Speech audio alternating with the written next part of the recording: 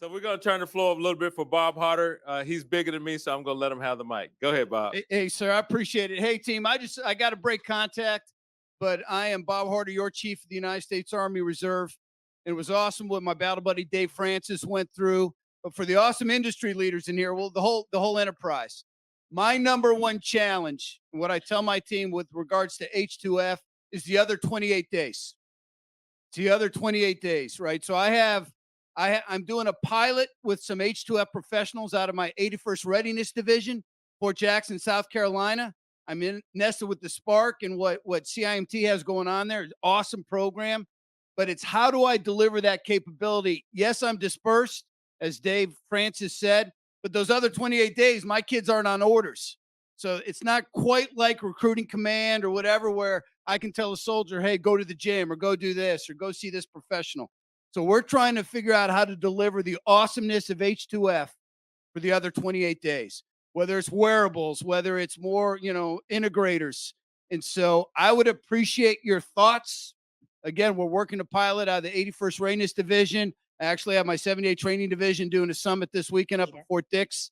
My command surgeon is here, Pete Olson, back in the back, if you can stand up. So he is my Army Reserve rep. He will be here.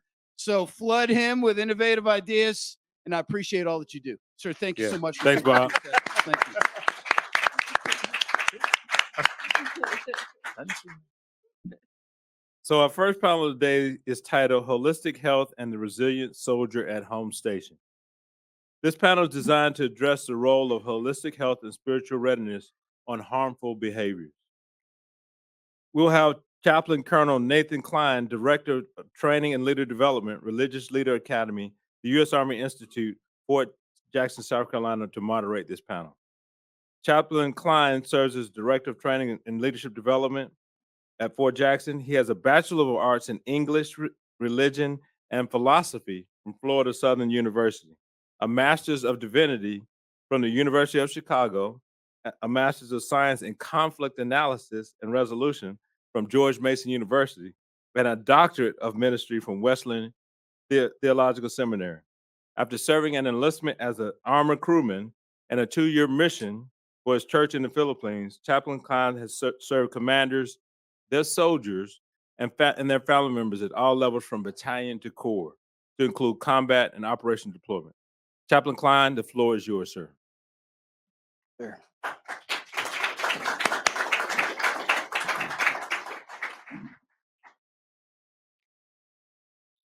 Former Chief of Staff of the Army, George C. Marshall, wrote, "The soldier's heart, the soldier's spirit, the soldier's soul are everything. Unless the soldier's soul sustains him, he cannot be relied on and will fail himself, his commander, and his country in the end."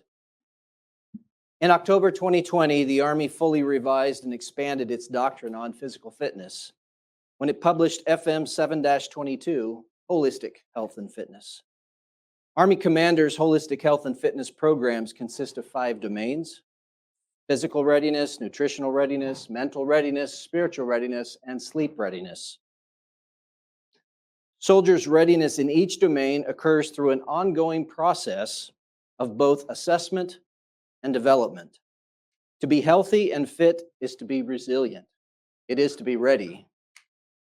Is there anything more essential to the Army's readiness to fight and win than soldiers' holistic health and fitness? Weapon systems, logistical support, superior strategy. Sure, each of these is essential, no question. However, who mans the weapon systems? Who runs the logistical support and sustainment? Who designs and executes our winning strategy? Soldiers do. And for each of these to have their essential impact on mission success, our soldiers must be resilient and ready to fight and ready to win. Resilience and readiness is not a static quality. It must be maintained, if not enhanced. Commander's approach must be holistic. There are some obvious ways these readiness domains relate to one another, but we are asking our partners to help us discover some of the not so obvious intersections between the readiness domains. We invite you to help us discover creative approaches to developing holistic health and fitness that enhance soldiers' readiness to overcome harmful behaviors and to fight and to win. Our senior leaders have given us the mandate to be ready for large-scale combat operations. And while it has been generations since our nation has fought a war of such scale, and though technology and strategy have significantly advanced since then, there are some things we do know about such a large-scale fight and the type of readiness it demands. It will push us to our limits, if not beyond. A holistic approach to readiness will help ensure we are optimally ready. We cannot wait to improve. Again, we need help better identifying and creating opportunities to develop holistically.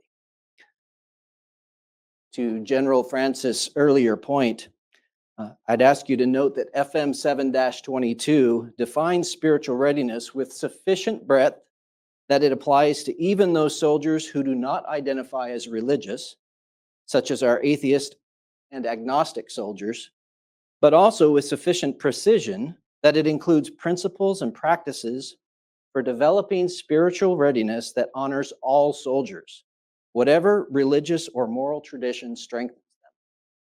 Spiritually ready soldiers have, quote, the ability to endure and overcome times of stress, hardship, and tragedy by making meaning of life experiences. Ladies and gentlemen, each of our 4 panelists will take a brief moment to introduce themselves. First I was just going to say, hey, Sergeant Major of the Army. So I don't know, that was bad. So I didn't do that because I got Dan Daly. He's always staring at me like, hey, Tony, you're the 15th. I was the 16th. So former Sergeant Major of the Army, love to be here. Thank you all for having us. This is a wonderful forum. And for those that was there, and I was the moderator for the DOD Holistic Health and Fitness. Was anybody there for that one? Okay, I am not going to take off my shirt. I do not have Superman, but if you're there, you know what I did. Someone's like, hey, are you going to do that again? No. So I thought about this and how important this panel was to me. And I was like, why would I be on this panel? I said, well, it's maybe I spent 36 years in the Army. And then I was like, well, maybe that's not it. And then I thought, well, I don't have a doctorate, but I got a master's in combat.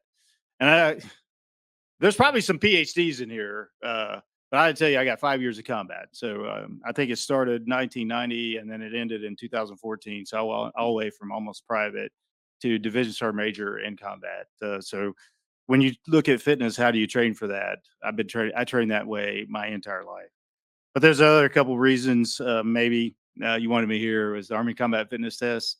I say General Milley, who I think is a wonderful man and a great officer and a great leader, was the grandfather of the Army Combat Fitness Test. And then I was the father. I had to, Dan, you left me that one. And the Secretary of the Army, at the time, Ryan McCarthy says, get us the ACFT. And I got that changed. So the first time in 40 years, we got the Army Combat Fitness Test changed. So did a lot of research in that. And then really looked at it from also did a lot of studies in mindfulness with Walt Pyatt and Dr. Amishi Jha as we, they said, oh, mindfulness has been around for a while. And I go, oh, I'd argue with that. So about 15 years ago, you couldn't find a book on it. So anywhere. So did a lot of studies. And that culminated in 2022 when we really wanted to get a lot of focus on suicide. In 2022, the Army had the lowest suicide rate we had in 10 years. So I did a lot of focus on that. So look forward to your questions, and I'm super excited to be here with you today. Awesome. And I am also happy to be here with everybody. I'm Dr. Keita Franklin, and I am my background is in suicide prevention. Surprisingly, I had a full federal career as a civilian, leading suicide prevention. Most recently at the Department of Veteran Affairs, also in the same role at the Pentagon. Before that, over the Defense Suicide Prevention Office, and during most of the buildup of the war effort, I led behavioral health for the Marine Corps. And now I am the chief of behavioral health at Leidos, where I'm working on these issues from the other side of the fence, but continue to be dedicated to active duty and veteran mental health and suicide prevention. Thanks, Hi, my name is Spencer Posey, and I'm the lead scientist for the human performance team at Booz Hamilton. And at Booz Allen Hamilton, we are an advanced technology company that focuses on speed to mission outcomes. And within our very talented human performance team, we focus on building solutions for mission partners. Before that, I was the holistic health and fitness lead for the 3rd United States Infantry Regiment here in Arlington, Virginia, which is such a special unit and has a big place in my heart. With a unique mission, we share the Army story with the nation and the world. And then we also lay our brothers and sisters to rest in Arlington National Cemetery. I stood the H2F program up from scratch for that organization because we needed it severely. And we succeeded through collaborative partnerships and relationships with amazing institutions like Walter Reed Army Institute of Research, DevCom, givenhour.org, and the Armed Forces Wellness Centers. I've been in human performance in academia, industry, and military for about 14 years. And I've served in our amazing Army twice, first as a National Guardsman and most recently as an active duty infantryman. But those are really the what and the where. It's important for me to share my why. Many of you may be familiar with Simon Sinek, who wrote a book called Start With Why, and the premise of it being that people don't buy what you do, they buy why you do it. So for me, throughout my life, I've been driven by a deep-seated need to unlock human potential, physically, mentally, emotionally. And I thrive in bridging the gap between science and application. And my passion is to not only help individuals perform at a high level, but thrive in all aspects. Thank you. Hi, my name is Brett Fischer. I'm a physical therapist. I'm an athletic trainer and a certified strength coach. And been blessed to have a career where I started at University of Florida, go Gators, and did football there. Roll Tide. But, I couldn't. I started a little thing here. All right, but I had an opportunity to work throughout different sports, New York Jets, and then I went to the PGA, Senior PGA and European Golf Tour. Then I went to the Chicago Cubs for 3 seasons. Then I went down to Phoenix and worked with the Arizona Cardinals for 15 years. At the same time, I owned a facility called Fischer Institute. It was 24 years of outpatient orthopedics, and I saw the general public as well as top athletes from Roger Federer to Randy Johnson, the big unit, and things like that. At the same time, I was doing consultant work with baseball teams and hockey teams as well. After my contract was up with the Cardinals and I sold my business before COVID, which was a blessing, the Detroit Lions called me. I'm now the director of player health and performance at the Detroit Lions. It's probably been my biggest honor to work there. When they found out I was speaking here, the administration, the coaches, and players were so excited. We really honor the military, the Detroit Lions, and a lot of what we're going to talk about today, I'm very fortunate to work with a leader named Dan Campbell, our head coach, who our motto is grit. It really is resiliency. So hearing the things I hear now, I'm actually able to live out some of the things I've always wanted to do with a man that really understands resiliency. So what an honor to be here, and thank you.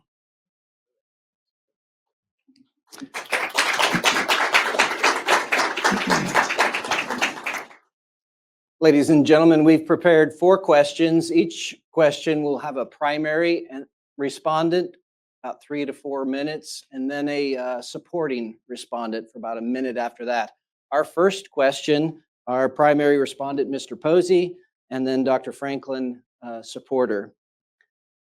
What examples from your personal life or professional practice can you provide that illustrate the necessity of a holistic approach versus a more traditional approach, such as focusing, for instance, on physical fitness? Thanks, Shaba. The nature of something holistic is that it looks at the interconnectedness of systems. And I'm going to impart on some personal background. So I have to wind the clock back to 2008. I had just joined the Army, been through basic training in AIT as a National Guard soldier. And my father had been in Iraq serving with the Army Corps of Engineers for most of my high school time. He was a type 2 diabetic, which we know is a disease that is majorly influenced by epigenetic choices in lifestyle medicine. He came home for Christmas in 2008 and was diagnosed with pancreatic cancer, and he died 60 days later, which had a profound impact on my life as a young man. I was 18. And as a young soldier, I didn't have the tools, the resources, or the education to know how to work through grief, how to educate myself or take care of myself in a holistic manner, physically, mentally, spiritually. And at the time, my platoon sergeant, as a gift, gave me alcohol to work through that. That was part of the culture. Little did he know that I was drinking heavily because I didn't know how to support myself through that time. So that is an example of what I saw in the culture 10 years ago. And I needed H2F at that time as a young soldier. Needed to have those resources, to have leaders wrap their arms around me and help me through things like that. Be more resilient. Fast forward a decade and I end up in Washington, D.C. at the Old Guard. And I was a casket carrier in Arlington National Cemetery, which is a very profound job, very somber job, putting our brothers and sisters to rest. And at the time, I was 30, and I had spent a decade educating myself on how to improve mentally, physically, spiritually, emotionally. And sometimes we were doing 5 funerals a day, which as a casket member, you're inches or feet away from family members who are grieving. And that had a pretty hard impact on me. And it took more than just a weekend to recover mentally and spiritually. So I looked not at myself, but at my teammates, my casket teammates who were 20, 21, 22. And I asked them how they were spending their weekends, and they were drinking heavily, using caffeine, nicotine, energy drinks ad nauseum, having poor relationships at home. And then I took a look around the organization and I said, what resources do we have that actually truly invest in our soldiers, given that it's a very unique mission, hard mentally and spiritually?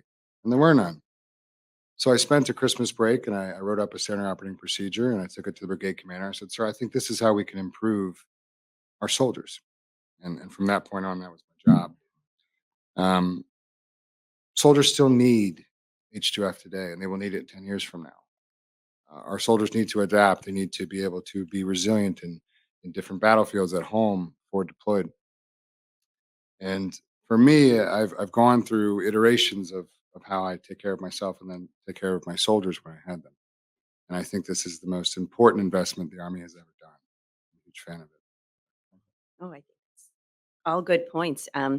I can add to that just the notion of the family as part of the holistic fitness and the role of the family also equally. So my father was in the Navy, enlisted for 22 years, and we're an Air Force family. And having worked on this from the standpoint of being a civilian, I see firsthand the importance of the family piece of all of the domains. And so the family's ability to engage in peer support with other families, the family's ability to feel spiritually fit. So just so important with all of the things that you shared. And I was also thinking just about, and I know we're in a room full of believers here, but least we do not understand the connection between physical fitness and emotional health. From a suicide prevention standpoint, over the years, I've reviewed fatality reports of service members and veterans that have died by suicide. And we review like the days and months leading up to their death. And we review just every action that went on in their life. And we learn from these and we develop policies for these and we develop programs. Inevitably, one of the themes that would come across, which often hit across many of the domains, is that the troops were in the hospital setting in the days leading up to their death for some sort of a physical issue. And they were willing to perhaps go in for a broken ankle, for back pain, for headaches. You know, there's sometimes some hesitancy to seek out other types of care, not always for the right reasons, but we know people are hesitant, particularly in my field. But if they will go in for a physical issue, we know that it's also impacting their emotional issues. So just even those two parts of the domain, they just go together so closely. Thank you. Primary responder for our second question, Mr. Brett Fischer, supporter, Mr. Posey. Looking at the intersection between sleep readiness and spiritual readiness, and considering how each might support or serve as a precondition for the other, what insights can you provide that would help soldiers optimize readiness in each domain? Practices, techniques, resources, technology, etc. How might these help soldiers be more resilient to harmful behaviors? Yeah. So for me, this question was very insightful and really was a great exercise for me to kind of put my thoughts together on what I've seen in my life and put it in paper, which I really appreciate the question. And to me, it's a process to eventually get to one thing. It's called grit. And I'll define that in a second. But first of all, as mentioned earlier, mindfulness. We must know that there must be an initiative from the person to want to grow, to want to do things. And it's so important to have that mindfulness, a growth mindset. But then obviously this word has been used quite a bit here today. What is your why? What is your purpose? Why do you get up in the morning? These are the things we have to get to our people to understand why are you doing what you're doing. It transcends, and we can never separate the body, mind, and spirit and understand that. So, you know, Michelangelo said one time, he said, the purpose of life is to find your passion or your why, but the meaning of life is to give it away. And I think that holds true what we're talking about here about isolation and things like that. When we're truly doing what our why is, we're serving other people. And it leads to what grit is. And grit is defined as purpose with passion on a long-term view. It's not temporary. It's not one moment. You have a long-term view and you have passion. Like I said, I'm very fortunate to work with a man that has instilled grit into me at a higher level now that I'm 60 years old, and to see it play out. Now, the NFL is not the U.S. Army in no way or form or fashion, but to see people get changed by having a why and having the passion is incredible. Now, the thing about it is that grit has nothing to do with IQ, has nothing to do with physical talent. We have a lot of first rounders that never make it. They can jump 40 inches, run a 4.40, but they don't have grit. Our job, I just came back from the NFL Combine, which we do all the testing, psychological, physical, everything else. We at the Detroit Lions try to develop and try to get people that have the foundation to start of grit, because we know through the tough times they're going to come. Who are these people that we can kind of build upon? And I really admire the Ford family all the way down to what I do, because that is their motto, is to develop people, not just the physical part. And it's just so similar to what we have here. And even going through the process, well, that sounds great, but how do you develop grit? And number one is you have to get your why. You need to sit down and say, what passions do I have? What gifts do I have? What things do I like doing? People need to be involved in that can see things that you can't see. Number two is discipline. And bringing a discipline, I mean enthusiasm every day. Because there's going to be times where you don't want to get up. There's times you don't want to do this. There's times you don't want to do that. But how do you build enthusiasm? And that's important, because when you bring enthusiasm every day, you give yourself, you encourage others, because you might need that person to encourage you one day. So building that in a daily mass, that's part of that discipline. Number three is practically block time. Block time for those things that you need from a mental standpoint, from a spiritual standpoint, and a physical standpoint. That must be built into your schedule, not 2 days a week, like we just mentioned, but 30 days in a month. Every day we need to be doing this at some form or fashion. Number four is enlist people around you. The Bible says iron sharpens iron, like one man sharpens another. We need people in our lives. We need community. It could be here in the military, it could be at home, it could be friends. You have to surround yourself with good people. There's no way around that. And another way is setting short-term and long-term goals. And even like the Aura Ring is a great example of short-term goals. Like, hey, I got this many months of sleep. I'm getting better. These little things each day build up an encouragement and enthusiasm that you need to have resiliency day in and day out. And what are your long-term goals? Which leads to my last point, is we have to take time periodically to take a perspective, take a step back, go 35,000 feet in our lives. And what can we look at? Where am I at in my process? What things have I gotten so far? How far have you come? Sometimes just remembering where you were when you started to where you are now, just a few steps can encourage you. But have that perspective each and every day to build that grit, which I believe is going to then lead to all the other things we need to do to have a resilient soldier. Thank you. Thanks, Brett. I think that was great. And grit and community are so important. Yeah. And, all of us up here, I know are here because of taking care of people, and we wouldn't be up here by ourselves. I think one of the great opportunities I had is every Friday I would get to sit with incoming soldiers to the brigade, and I would talk to them about H2F. And I went through many iterations of how I would talk to them. And ultimately I needed to give them tangible things to walk away from. So I gave them one piece of kind of data from each domain to take home.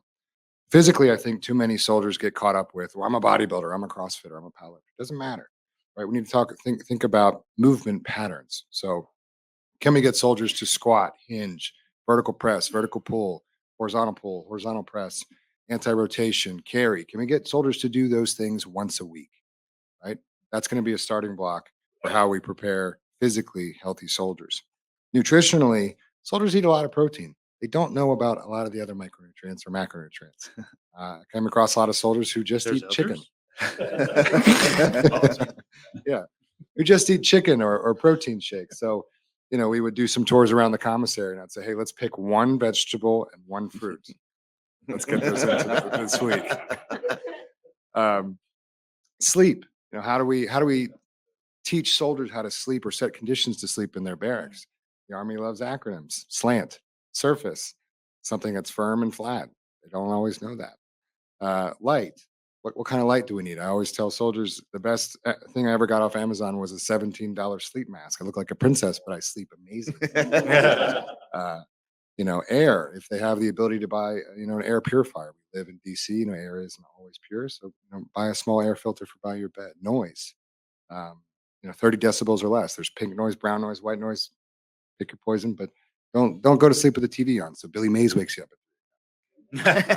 And then temperature. What's the optimal temperature for a soldier to sleep in or a human? 66 to 68 degrees.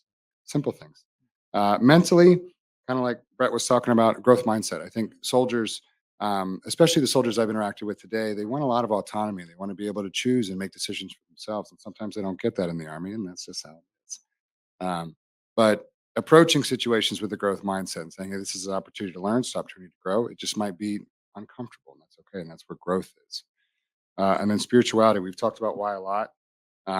Specifically within the old guard, most of our soldiers are infantrymen. So they sign up to shoot, move, and communicate with the best of them. And they get sent up here to do a completely different mission. And they struggle with finding that passion over time, with doing funerals after funerals or ceremonies after ceremonies. So we would have little huddles where we remembered our why. Why did we serve? Why did we join? All of us had a reason, And we would just have small little 5-minute conversations. And I think reminding folks of that is a way to keep them involved. And hopefully those are 5 tangible things. Our primary responder for the third question is SMA retired Grinston, and supporting responder, Mr. Fischer. Question is, discipline and accountability are essential to development in each of the 5 domains. Being ready and optimizing performance are ongoing, lifelong pursuits. Adjustments and improvements are expected. Even the way the Army assesses physical readiness and performance has changed from the APFT to the ACFT we use today. How does the ACFT help commanders better assess readiness? Is the ACFT more applicable to a holistic approach? Sir? Boy, I hope so. If it wasn't, I screwed that up. So don't come after me. It comes up a lot. Yes. When you really look at the 3 aspects of the APFT, you just look at physical fitness, muscular strength, and muscular endurance. That was it. And then all the other aspects is what the Army Combat Fitness Test assessed. And that's why we had to change it. And a lot of people said, oh, it says Army Combat Fitness Test, but you're doing a deadlift. I said, well, this, believe it or not, I did a lot of studies for a lot of years saying these are the exercises, things you need to do. The funny part is that we changed the manual and nobody changed. So we literally wrote a new manual and all these things. Climbing drills have been in there forever. Nobody does them because we never changed the PT test. So in order to get us to do holistic health and fitness, we had to actually change the test. Because nobody would have ever, you wouldn't have holistic health and fitness if we didn't change the PT test. I'm just telling you that. You're just like, oh, but if you only test the push-up, sit-up, the run, and not do the other 8 components of it, you just wouldn't have had it. So I think it was vital to the improvement of how we look at physical fitness, because believe it or not, you actually have to test. We do this, and you have to change the test. So, but now to the other parts of that discipline. I get this all the time when I was the Sergeant Major of the Army. It's like, how do you become the Sergeant Major of the Army? Normally I would say, whatever you do, don't try to be the Sergeant Major of the Army. And I would say that, you're going to make people mad. My job was to tell you the truth, whether you want to hear it or not. And then that would make people mad. So that's why I said that. Don't try to be the Sergeant Major of the Army. Because somebody's going to get mad. But really, it's a product of being disciplined over time for 30 years. And Brett and everybody talked about a few of these things like growth mindset. If you haven't read the book by Carol Dweck called Growth Mindset, highly recommended. And everybody talks about it, but they don't really believe in it sometimes. So to be disciplined, you really do have to have a lifelong growth mindset. In order to change from the APFT to the ACFT, you had to have a growth mindset. And here's my story. It's like, okay, what's this deadlift? You know, we've been doing push-ups, sit-ups. So it's like, I don't think I will be able to do a lot of deadlifts. At the time, I was in my 40s. I was a Force Comp Sergeant Major. And so I grab a bar, and I don't think anybody believes me, but I literally started with 135 pounds. I said, can I lift this off the ground? When I retired, I would routinely max the ACFT with 340 pounds. It was that discipline over time for the time they said we're going to do this. Is like, okay, I'm going to do it this day, and then I'm going to do it the next day, and I'm going to increase, and I'm going to keep doing it. Actually, at some point said, people that didn't want to switch to the ATFT was actually a test in the growth mindset. You had a fixed mindset. And you said, "Oh," and we took out the leg tuck. I said, "I can't do a leg tuck."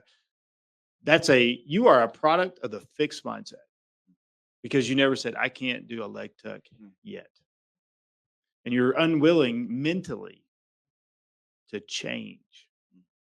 So if there was one recommendation I'd have for everybody in the room in every manual is when you talk about the 5 domains, what's the first word we always use in every doctrine?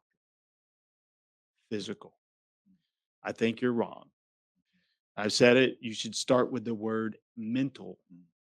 If you get your mental fitness changing from APFT to ATFT would say, I can't do this yet. And then I train for that. So that's how I feel about it. I'm sure there was a lot of unpackage there. Go ahead. Great Thanks, point. Brent. Great point. I think before I say anything, I think one thing we have to do is we have to get physical fitness back into schools starting at first grade. It has to be a part of our culture, part of our life. I go to other foreign countries and I go to places and there's people in the 70s and 80s on the tracks and doing things each and every day. It's not part of our culture. And we need to clean up our diet in America because the statistics were unbelievable that you posted, General. It was sad as an American to see how unfit we are. And then therefore we have a select few we can pick from. And it's even true in the NFL. And we have to change that. It has to start way before this. But first of all, with the ACFT, great job. I mean, what a great thing to change and how you did it and the rationale behind it. I was so excited to come here. I got the video of the test and the old test.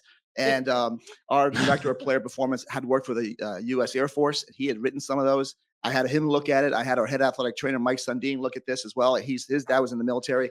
And they were so appreciative. And they gave me such great feedback on what this was. And I love the rationale behind each and every test that's there. There's something there for a specific reason. And I love that, of what we did.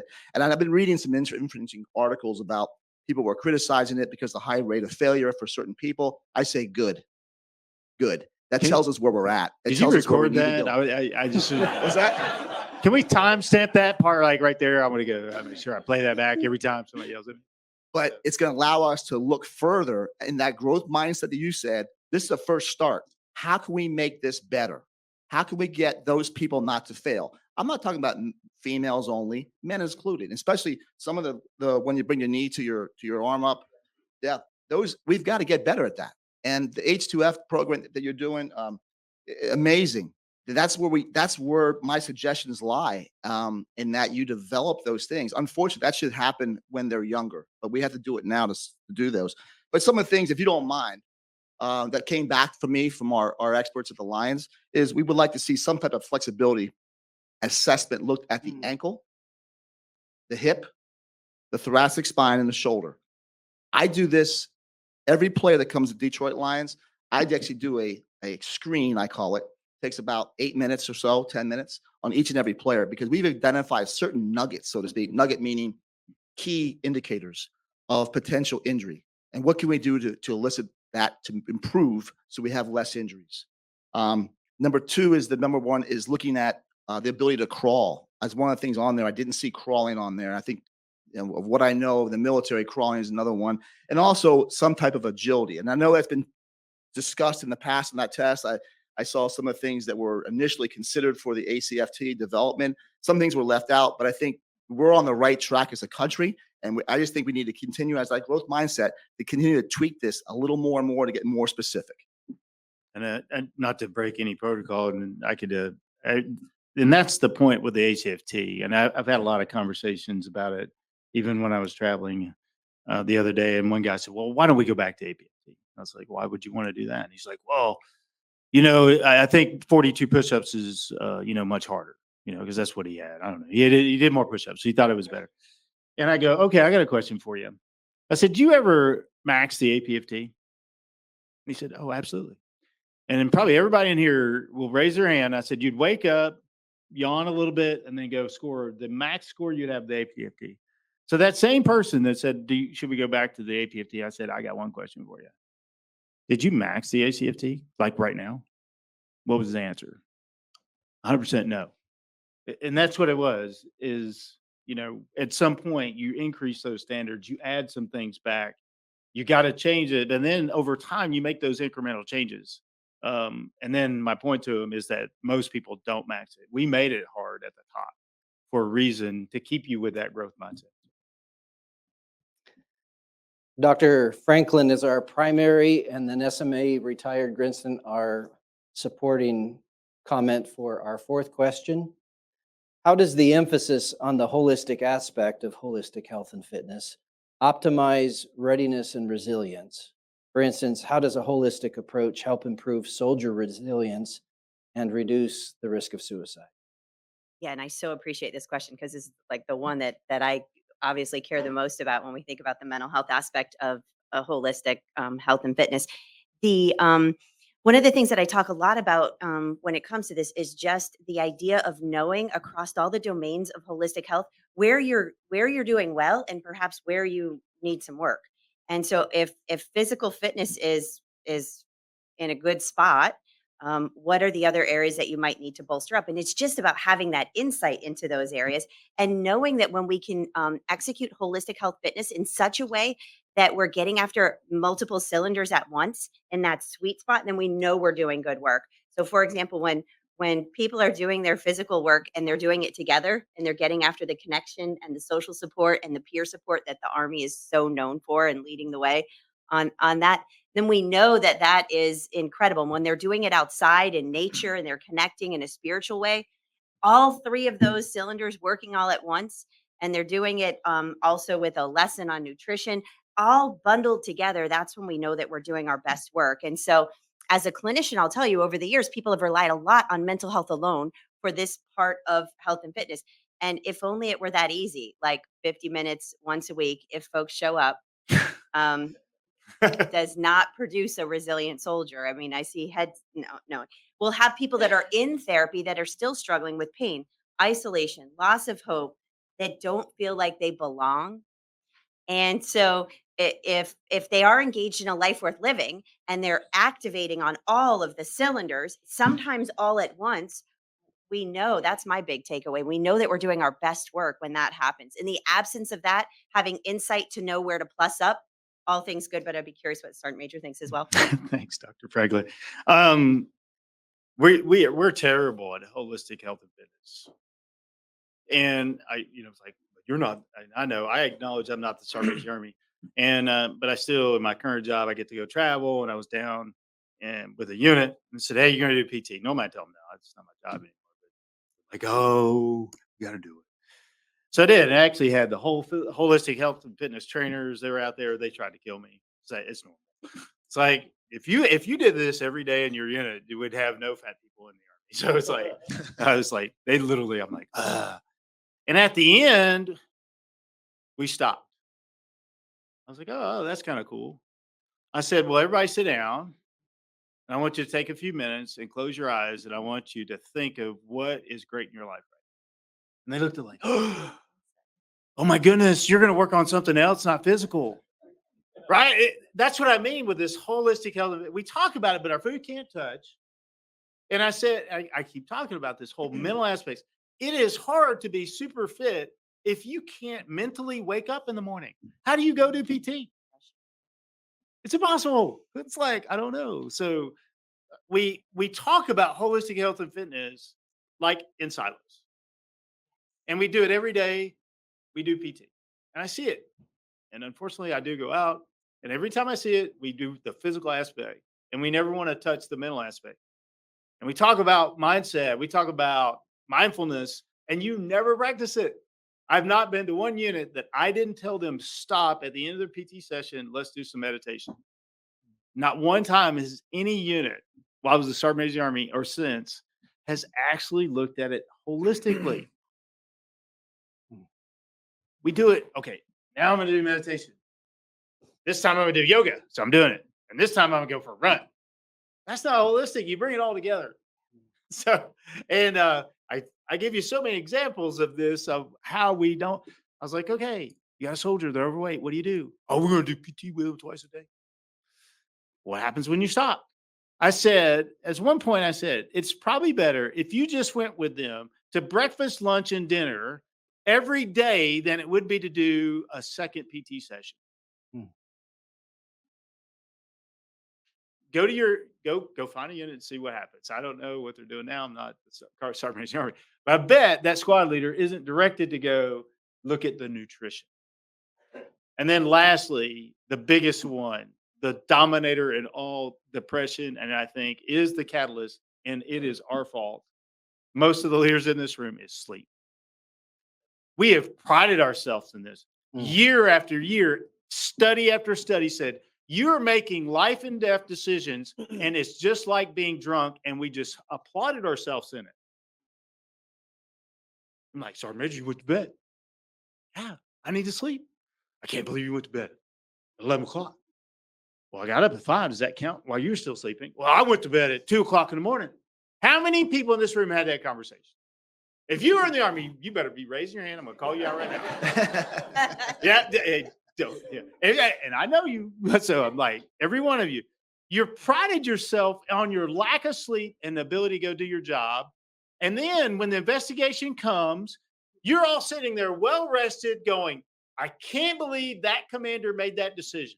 You are wrong for questioning them because they were sleep deprived. You fully sleep. You're sitting here looking at this thing going, I can't believe they dropped that bomb, or they shot, or they did this.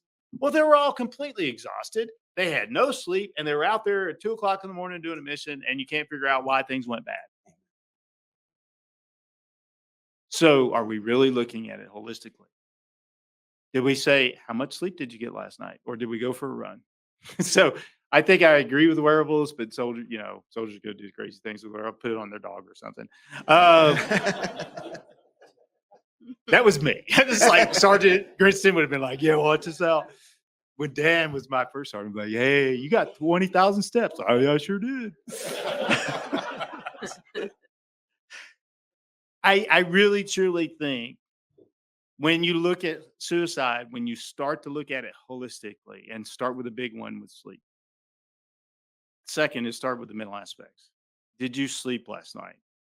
And then don't be afraid. Said, okay, you didn't sleep last night. Okay, stop. We don't, like, how many times have you told somebody, I didn't sleep last night, do not drive the tank? We don't. So we show ourselves how to go sleep deprived. Then you go sleep deprived and you sleep deprived.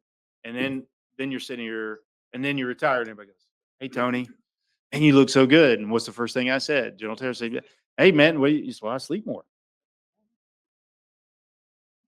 When I looked at what we were doing with all the suicides, when soldiers weren't getting enough sleep, you throw in some alcohol, you throw in somebody yelling at them, they can't keep up on the run.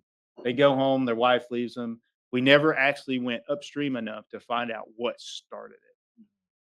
We were all the downstream. Oh, you were late for work. And then that spirals into somewhere else. And we never want to say, hey, would you just go get some rest? And I think if we did that as a military, if we changed that mindset, I think our suicide rates would get even lower.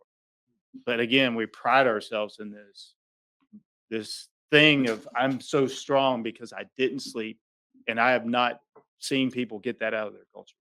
Thank you. Thank you.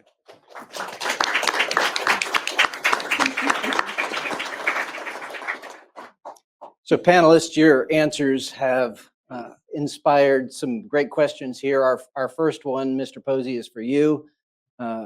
Miss Carolyn Moose, Stanford, USA basketball, WNBA health coach. Hope I got most of that right. Sir, her question is, how do you see timing of implementation and integration correlated to successful long-term adherence and permanent lifestyle changes? She writes, I feel it is never too late to start, and also, to your point, culture comes from the top. Mr. Posey. Well, as Sergeant Major talked about, I never think it's too late to start implementing lifestyle changes. We see massive effects at the cellular level, all the way up to the organism level, major health changes. So it's never too late to do that. I think that as an institution in the Army, we should start it from day one, and it should end. Really should never end, but end as an institution when someone leaves the service. That is what I see for H2F is yes, it's valuable to see the acute performance increase of a soldier, but the win for me is when they take those principles and those techniques and they take them home and they share them with their spouse and their children, and then we get healthier family units, and then issues go down. Then when soldiers prepare, to optimally be mentally, spiritually, physically, nutritionally fit, they're not engaging in riskful behaviors, or they're less likely to at the very least. Those are my thoughts.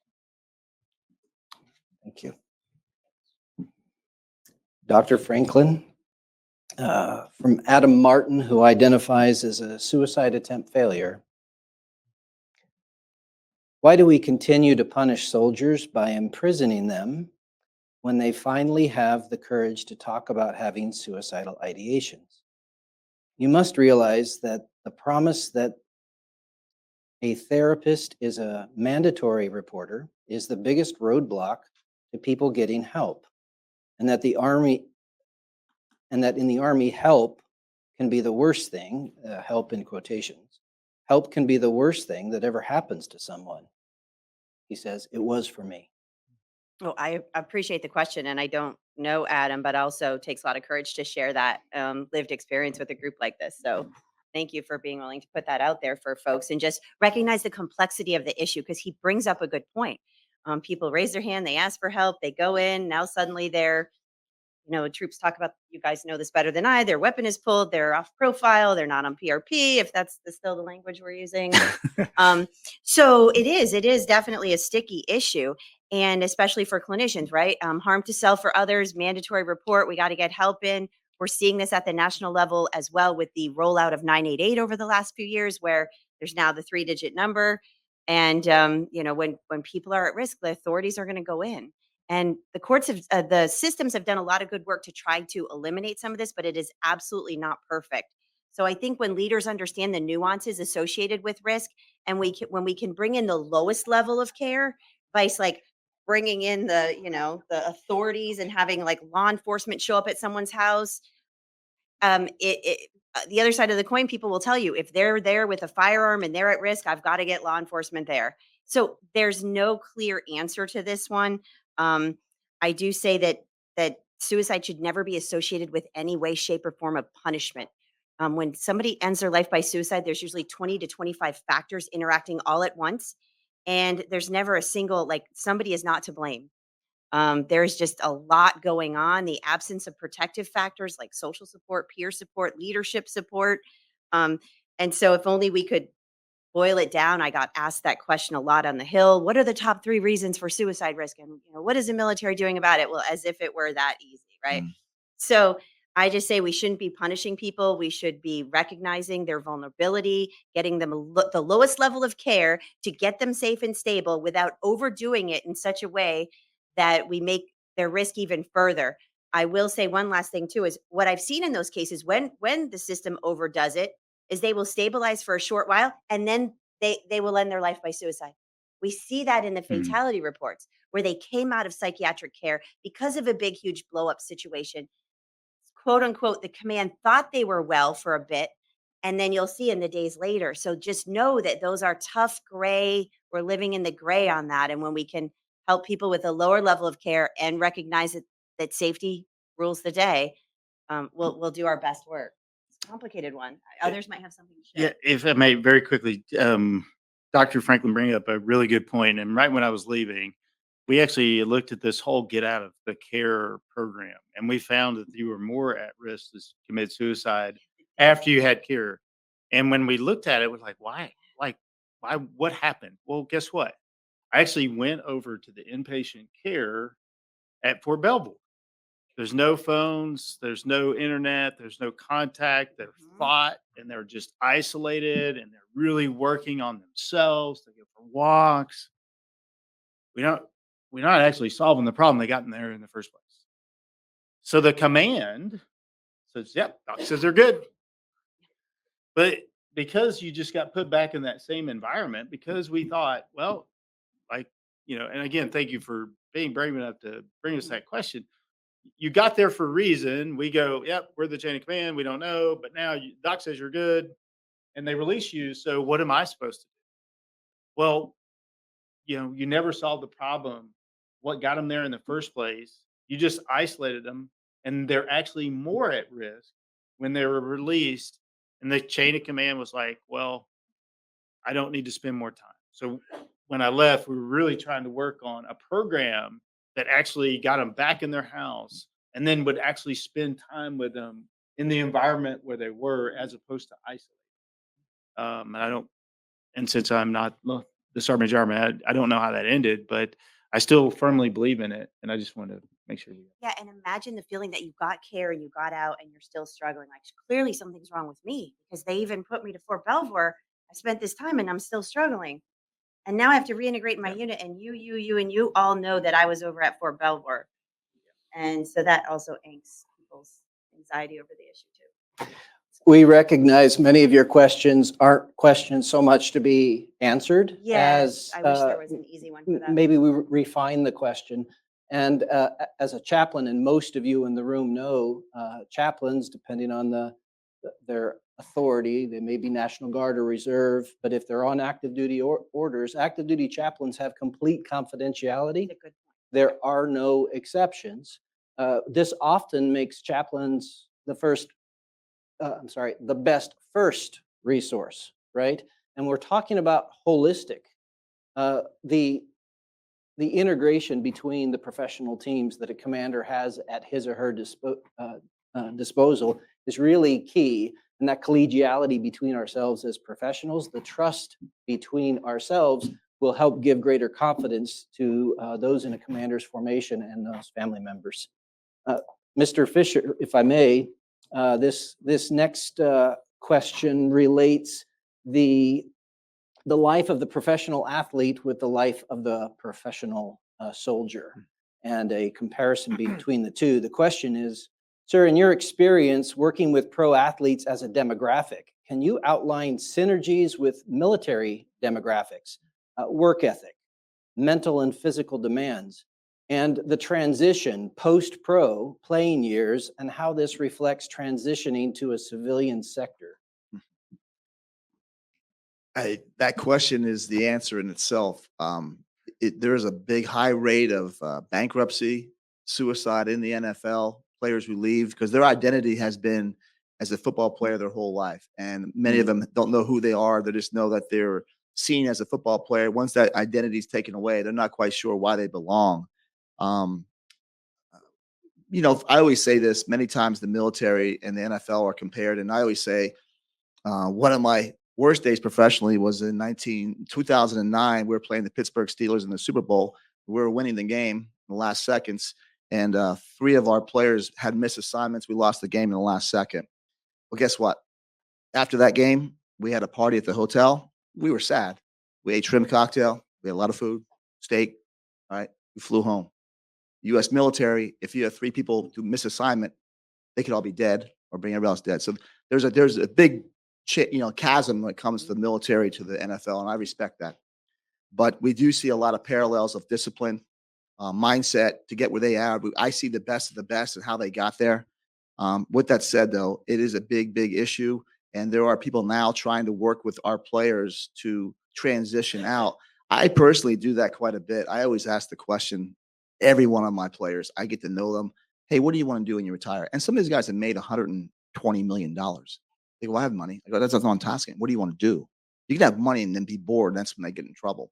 And I really start that process. And we're very fortunate. We have a staff of 2 people that are counselors. They're there every day. And we also have sports psychologists. And I'll always come back and tell them, hey, I'm having some conversations. And I'll tell the player, I want you to talk to our sports psychologist just to talk about what your transition is out of there. And I always use Larry Fitzgerald as an example. He was a receiver for us with the Arizona Cardinals. And he learned golf. I go, Larry, why are you learning golf? He goes, I want to meet important people. You can meet them on the golf course. They're not going to take a meeting from me because they're busy, but they're going to play golf. I'm going to learn how to play golf. And you see him now. He's at A&T. He won the tournament, which is amazing. But he taught me a lesson that I use for a lot of players, that you really spend time to think about, what do you want to do next? And what I'm getting at is, what is your why? You're a football player, but that's not who you are. That's what you do.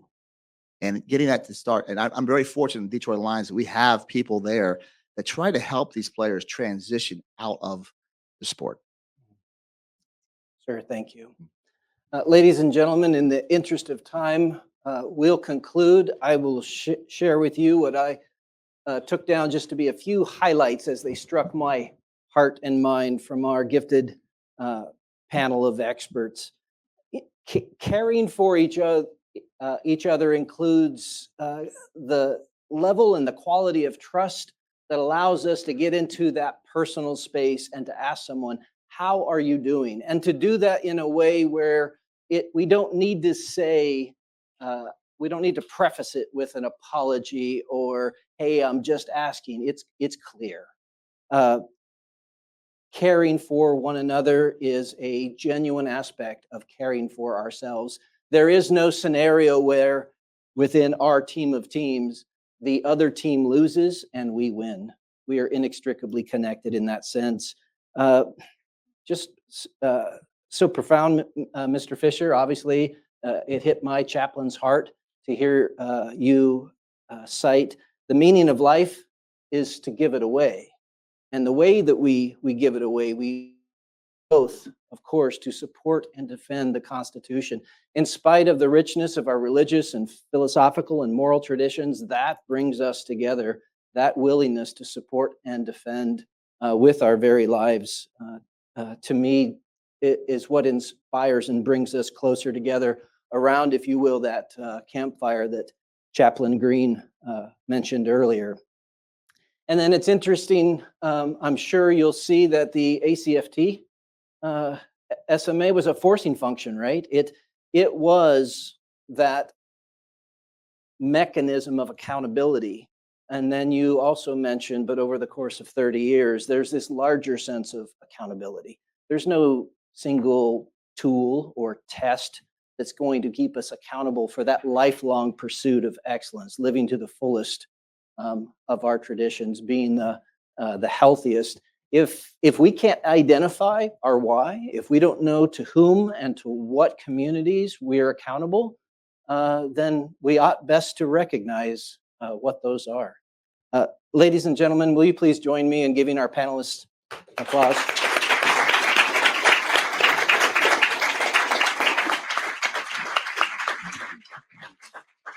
Wow, what a great panel. Thanks, panel. You are released. You've set the bar pretty high for the rest of the day, so thanks for that.